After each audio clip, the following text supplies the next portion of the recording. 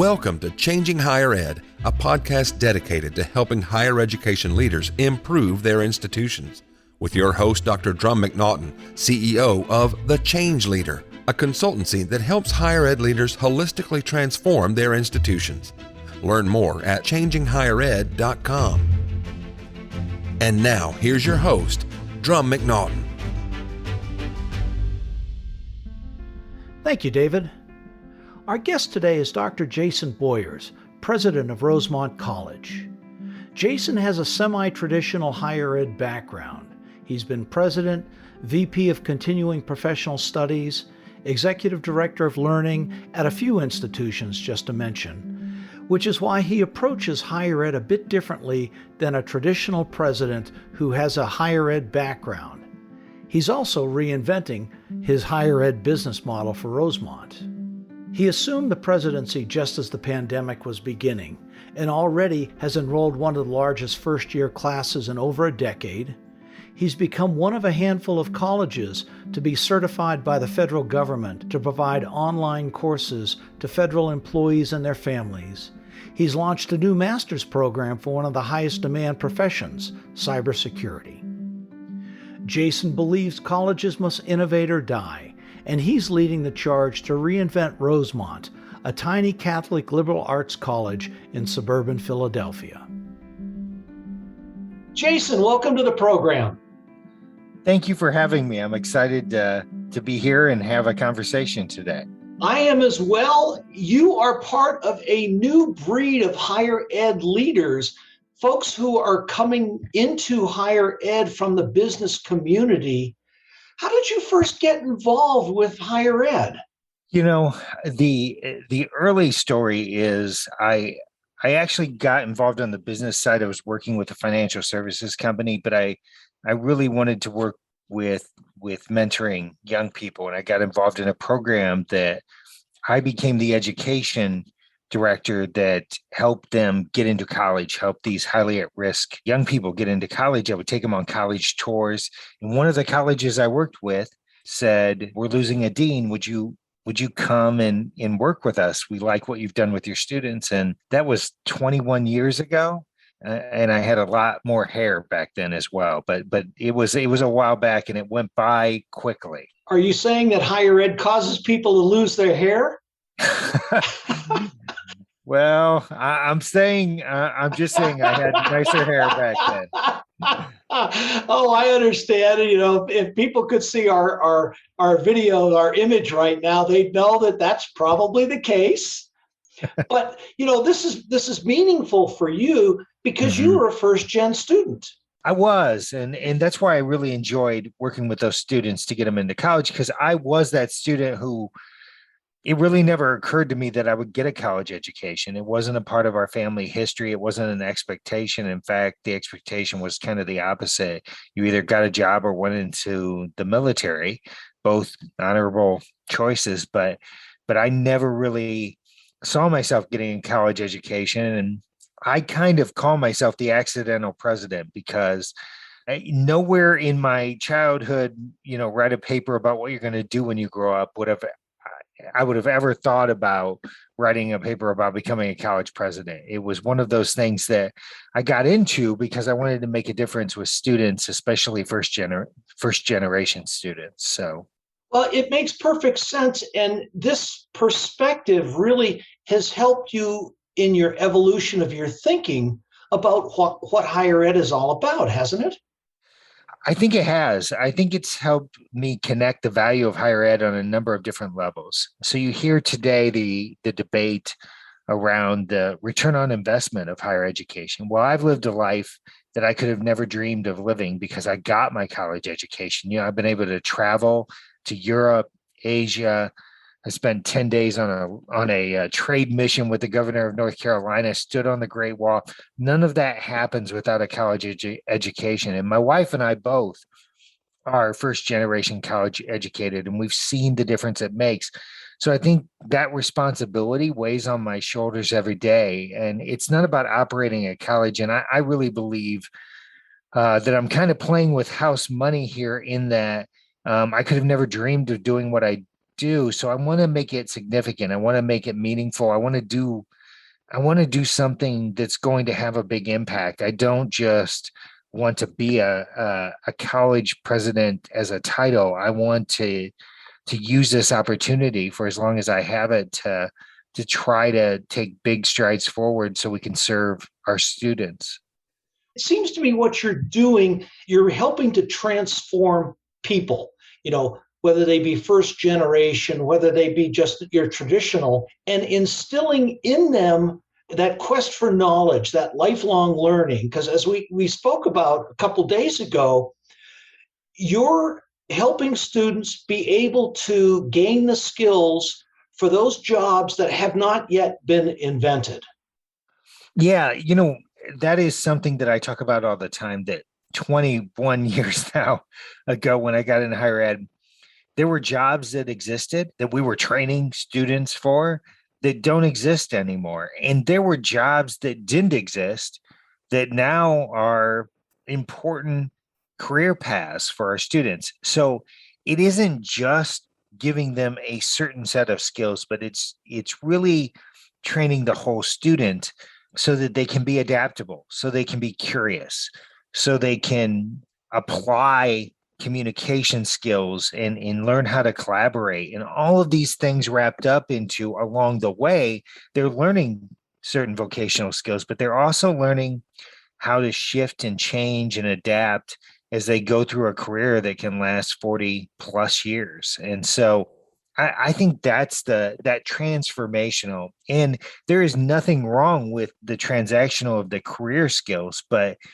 it's got to go deeper than that. A mentor of mine said, an education is a horrible thing to waste on someone who doesn't know how to be a good citizen. And I think that teaching students how to make a difference in their community through their career, through being involved in organizations that prop up the community, those are the things that are going to matter. And the students I deal with now, they have been through things that other generations just haven't. Over the last couple of years, they've been through a pandemic, they've been through wars, they've been through racial injustice, social justice debates that are really raging across our country. And they're looking around and they're thinking about it in ways that I wish our politicians and leaders would think about it. They're thinking about it in ways of, how can I make a positive impact on this, and how can I do what I love, support and build a life, and support my family, but yet do something more, create better communities. And I have a lot of respect and hope for our future because I get to work with these students. Well, that is a wonderful testimony to what you're doing at Rosemont. You're putting Rosemont's stamp on the graduate. And it's actually, as we talked about the other day, it's recognized by the U.S. News and World Report about social mobility. Yeah, that was one of the best things I think about my tenure here, is we were recognized as our graduates. Basically, we were the only college in the greater Philadelphia area that was on this list of our graduates tend to move up in social mobility, economic status, socioeconomic level. And so we know for a fact that graduating from Rosemont has helped people lift up their economic destinies. And we know that changes through the generations, and wealth is built in, and you change economic destinies, you really truly change lives. And as a college that serves a population that is both diverse in background, ethnicity, and socioeconomic status, it's a really rewarding thing to know that our students build a better life once they get out of Rosemont College. Mm-hmm. And what I hear from that, as well as some of your earlier comments, is you're giving them a liberal education, not liberal arts, but liberal as defined by AAC and U, teaching critical thinking, teaching the ability to work in teams, teaching the ability to look at data, analyze, and draw conclusions. These are all critical life skills that go beyond what your particular major is. Well, you add understanding how to communicate effectively, and you've got the top 4 job skills that employers look for. And it's not a surprise. And so, I hear this debate again between vocational and liberal arts. And what I say is it's really a false debate, because these students need to develop their whole person. It's not about whether we want to teach them career skills or teach them the humanities. It really is about, how do we teach this future graduate to be a person of value in their company, in their community, and in their family. And I think that's the hallmark of a really strong educational experience. I couldn't agree more. And to do that, we actually have to look at higher education as a business. And there's certain things that you've excelled at there at Rosemont. And I think a lot of it has to do with your background, having come out of business, is looking at revenue models, looking at value proposition, and those type of things. So let's talk about that for a little bit, if we may. The comment about reinventing the business model. Tell us a little bit about what that means to you and how you've done that at Rosemont. Yeah, so I think schools like Rosemont, you hear a lot now about small colleges and how are they going to make it. And I'm a big believer that there's a right size for every college. And for Rosemont, we have a right size. And we don't have to be 5,000 students. In fact, we talk about the power of small. We can be, that 800 to 1,000 students and be a really successful, sustainable college. But we have to be clear about who we are. What makes a Rosemont graduate unique? What will be the pathway? What kind of student is successful here? So the first thing I did when I got to Rosemont was I brought in a friend of mine who's got an extensive background in marketing and understanding how and the best ways to develop the profiles that would be successful as students here. And she came in and she actually talked with every type of stakeholder. She talked with our faculty, she talked with our students, she talked with admissions, she talked with our career services, and understood every part of the student life cycle. And we were able to develop attributes, 6 to 8, what we called avatars, that showed us these are the traits that students have who are successful here. And then we reduced down the number of high schools we were targeting to schools that really had students who we knew not only would say yes to us, but would be very successful here. And what that created was an incoming class in which we doubled our incoming freshman class, and did it in a way that brought students here who were going to retain. We had a record class, the biggest class in about 10 years.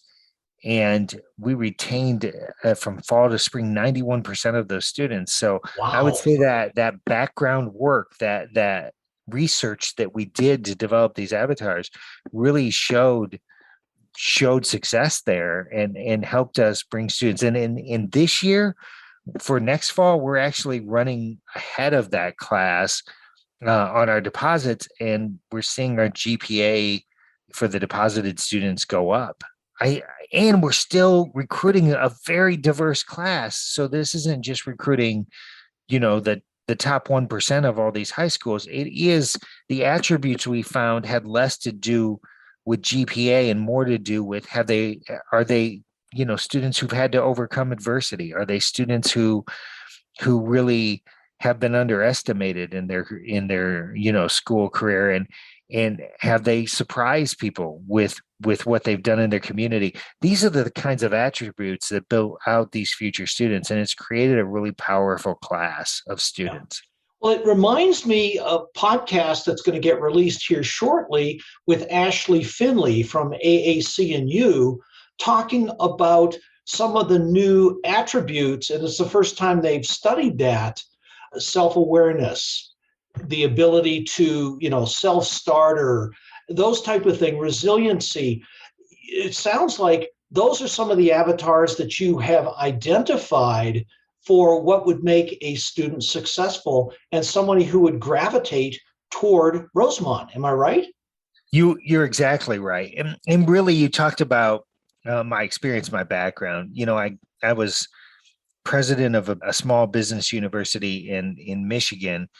And when I got there, in order to differentiate, we came up with these 8 attributes of what we called at the time the Cleary Mind. We were Cleary University, and I really saw how critical that was in not only differentiating but being very clear about who you are. I follow this Franciscan teacher, and he always says, when you get the who I am right, the what I should do takes care of itself. And that's a principle that I've carried forward in what we've done here at Rosemont, which is really understand who we are. If we need to be anchored in our strong identity, because it's something to be proud of, and then the students who belong here, you attract those students, and you do it through specific strategies, but it all comes back to being rooted in your mission.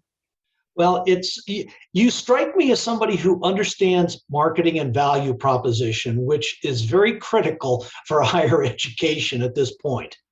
Well, and you mentioned earlier reinventing. So what we've been talking about a lot, even today, is our traditional students, but we serve our graduate students, we serve adult students who are completing their degree.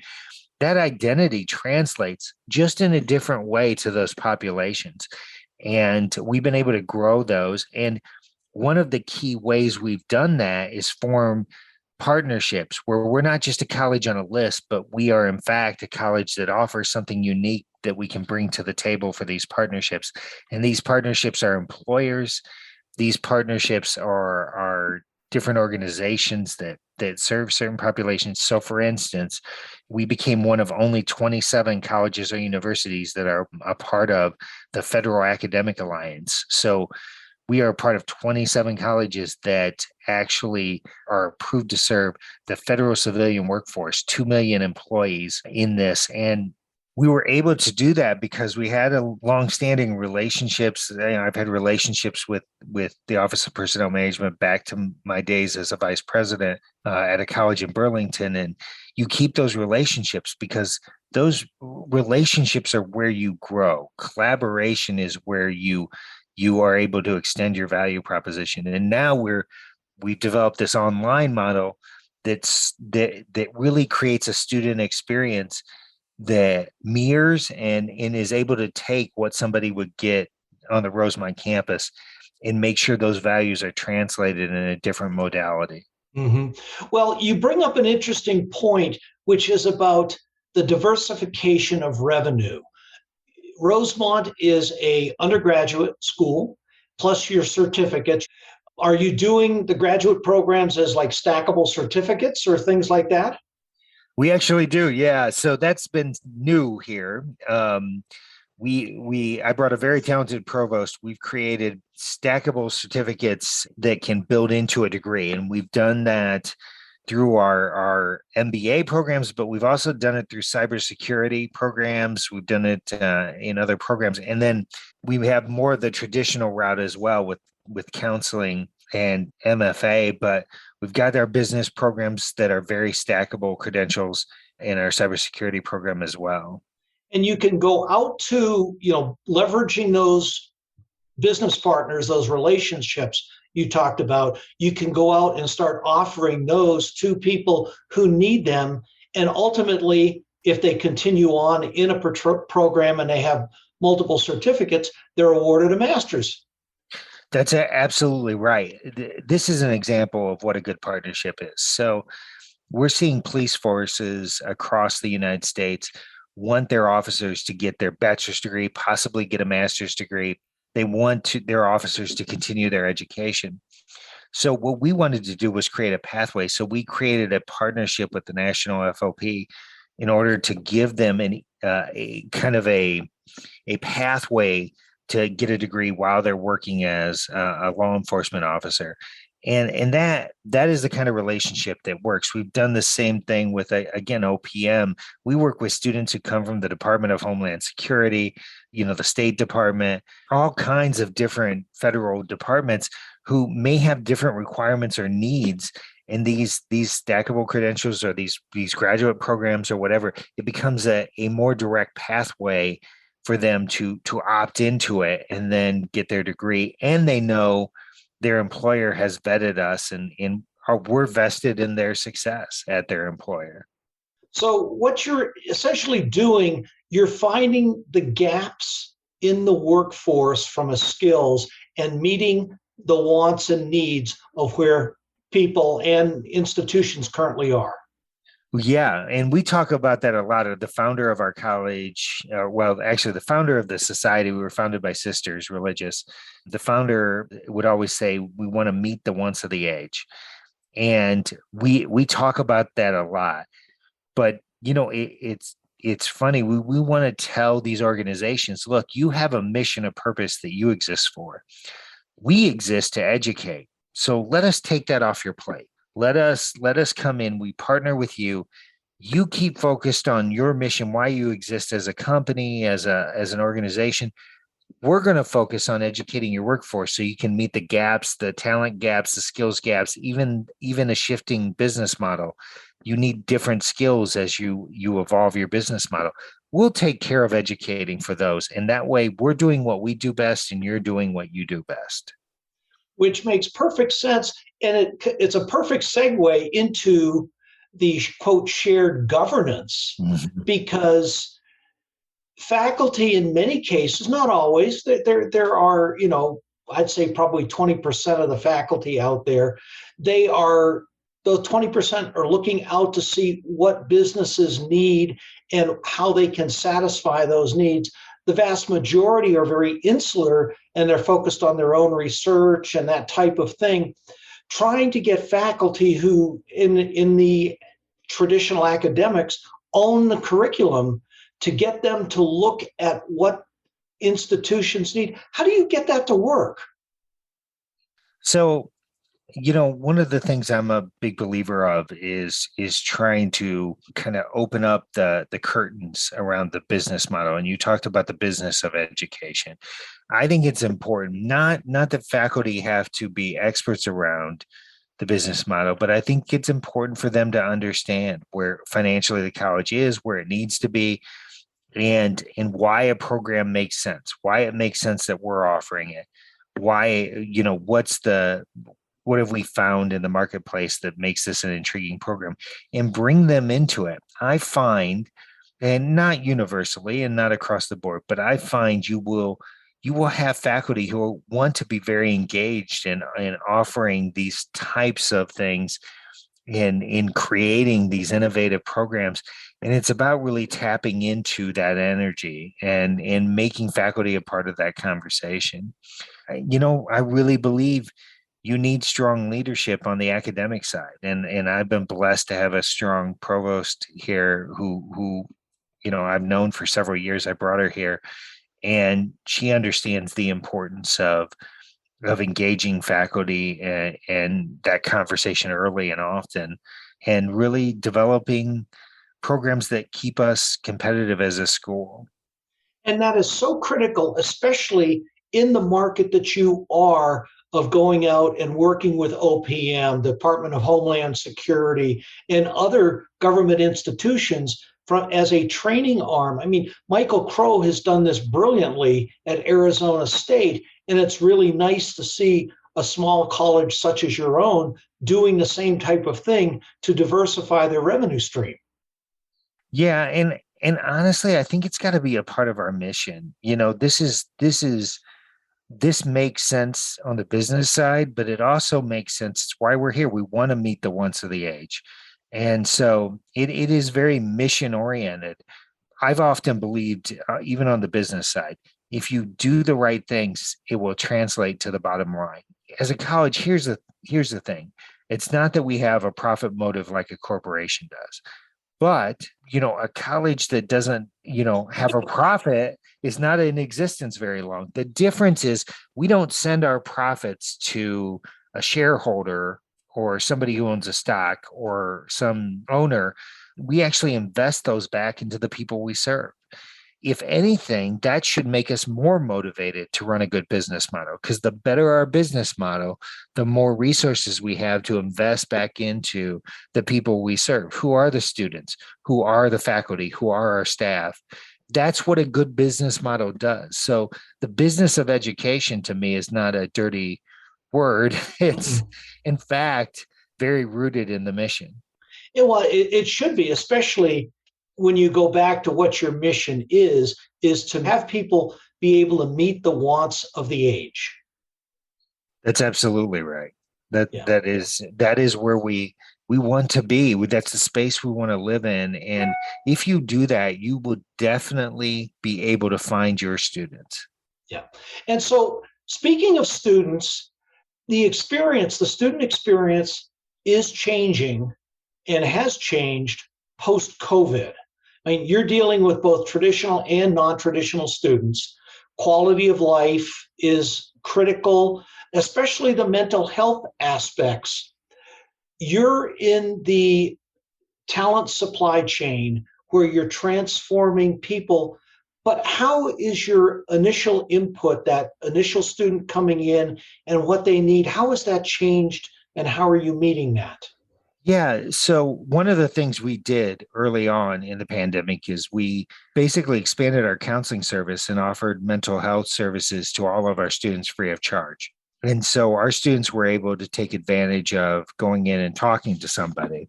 We offered mental health services, but one of the things we're finding is as student affairs, as faculty members, these students are trying to cope with all the changes that have happened over the last 2 years. We talk all the time that the education doesn't end at the classroom walls, that basically the education experience is not only in the classroom, but it extends the classroom into their student life, their emotional and social development. And so it's propping up these support systems and services that help a student learn how to cope. And by the way, as you do that, you're actually training them to be successful when they're out as a graduate, because now they've been able to really develop their emotional maturity and focus on who they are and how they're grounded in their values, and it just helps them as they go forward become mature leaders. Yeah, it's not like some folks say is, just, we don't need to toss them a rope, they're going to sink or swim. By helping them, you're helping to build that resiliency muscle within themselves so they learn from a self-awareness and a self-esteem perspective that they can deal with it and they know when to ask for help. Yeah, not only when to ask for help, but it's one of those things where you're not, and I hear this all the time, you're not coddling them, you're not trying to stop them from facing the realities of the world. In fact, what you're doing is you're saying face those realities, and by the way, here's some important skills for you to develop over time here, and this is the place to develop them when you're in college, so that when you go out in the workforce and you have to deal with stress and you have to deal with family and life and everything that goes along with that, and you're trying to balance everything, you're like, oh, I've been here before. I have worked to develop these skills. And I like what you said. You're kind of developing that muscle. And remember the attributes we've talked about earlier in this podcast: the resiliency, the idea of curiosity. I mean, being very grounded in who you are and how things impact you helps you act in a better way. Mm-hmm. And what it brings to mind is that resiliency muscle, that quest for knowledge, a completely unrelated subject.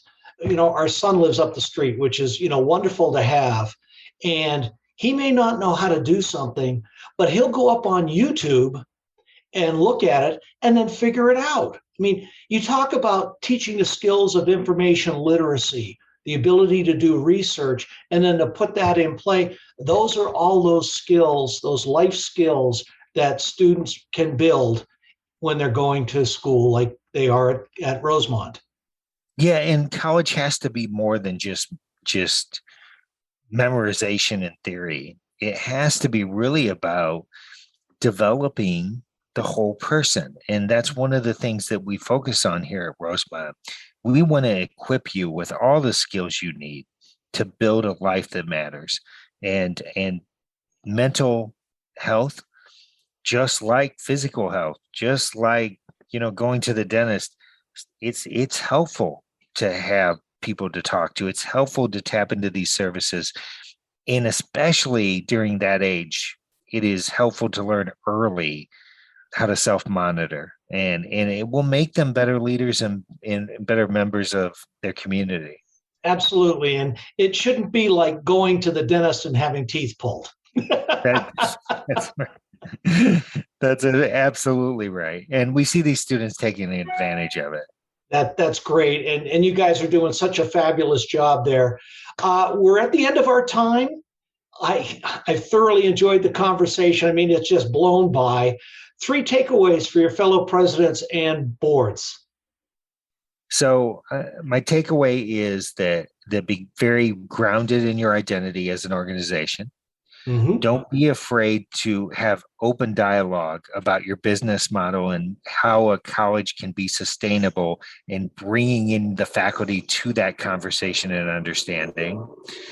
My third takeaway is that nothing happens outside of relationship. And I think in my career, if I could tell you I've learned anything, it is that really growth and positive things come from honoring relationships. And that's how we build partnerships. That's how we build channels of enrollment. But it's also how we develop really all the stakeholders who come to the table to support your college. Yeah, those are great takeaways. Thank you so much. Jayson, what's next for you? What's next for Rosemont? So I told you I was the accidental president and have no idea how I ended up here. I'm always cautious about saying what's next, but I will tell you, whatever it is, I hope it's a situation where I can have an impact on others, because I have been so blessed by people who've had an impact on me and lived a life I couldn't imagine. Well, thank you so much for that. It's clear to see how much of an impact you're having, and I want to thank you for being on the show. It's been a wonderful show, and I look forward to the next time we get a chance to do this. Thank you. I will too. Thanks for listening today, and a special thank you to this week's special guest, Dr. Jayson Boyers, president of Rosemont College, and for his sharing his thoughts on how to reinvent higher education's business model. Our next guests are Dr. Artem Gulish and Catherine Campbell from Georgetown University Center on Education and the Workforce. They'll be joining me to discuss their most recent study, The Uncertain Pathway from Youth to a Good Job, which highlights the differences between the millennial and boomer generations in their quest for finding that good job, the one in which they can achieve financial security. Changing Higher Ed is a production of The Change Leader, a consultancy committed to transforming higher ed institutions. Find more information about this topic, along with show notes on this episode, at changinghigheret.com. If you've enjoyed this podcast, please subscribe to the show, and we would also value your honest rating and review. Email any questions, comments, or recommendations for topics or guests to podcast@changinghigheret.com. Changing Higher Ed is produced and hosted by Dr. Drumm McNaughton, post-production by David L. White.